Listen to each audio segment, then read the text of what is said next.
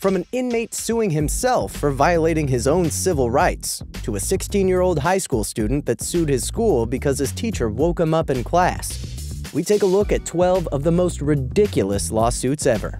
Number 12. The man who sued himself.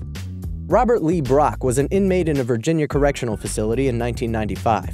One day, he decided to sue himself for violating his own civil rights. He woke up one morning and sued himself for $5 million, claiming that he committed a crime while he was drunk and that his religion forbids alcohol.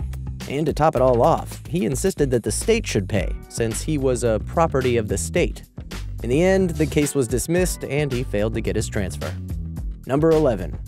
Prisoner sued God.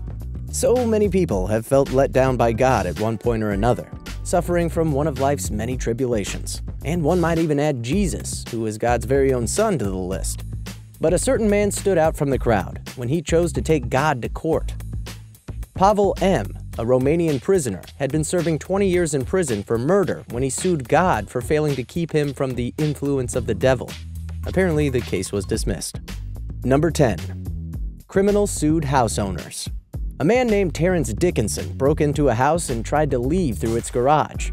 Since the garage door was malfunctioning, he decided to use the house door. For some reason, he got locked up inside the garage and had to stay there for 8 days, since the house owners were on vacation at the time.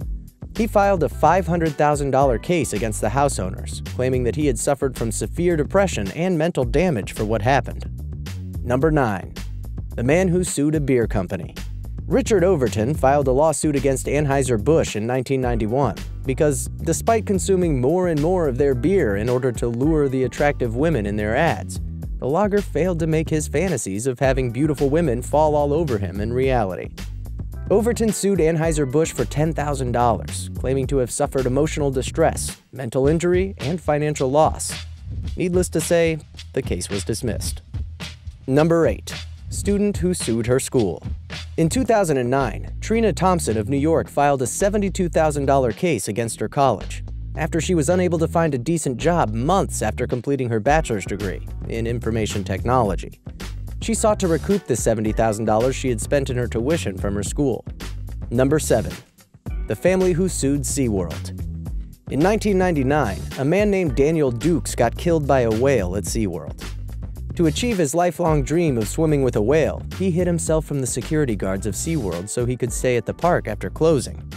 After his death, his parents sued SeaWorld on account of failure to display public warnings that the whale could actually kill people, despite the fact that they're called killer whales. Number 6. Family who sued the video game makers. In 2001, Linda Sanders and other family members of the victims in the Columbine High School massacre sued 25 makers of video games, claiming that if it were not for their creations, the massacre would not have occurred.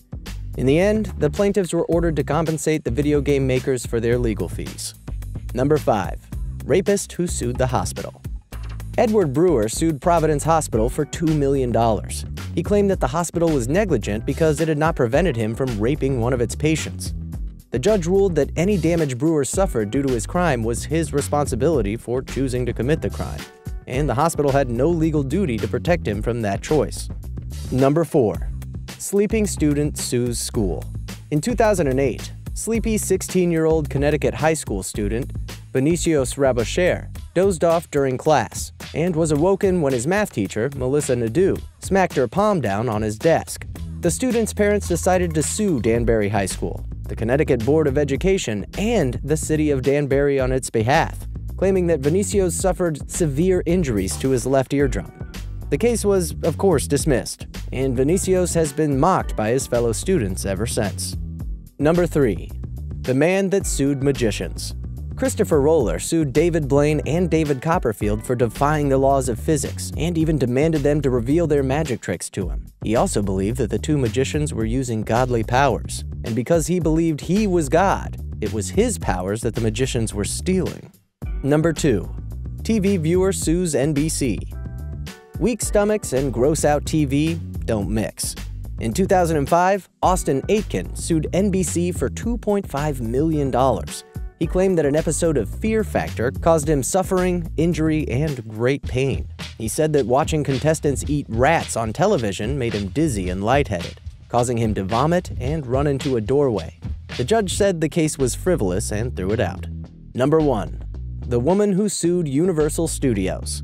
It was the year 2000 when Clenthy Peters sued Universal Studios for $15,000. She claimed to have suffered extreme fear, mental anguish, and emotional distress due to visiting Universal Studios' Halloween Horror Nights haunted house, which she said was far too scary.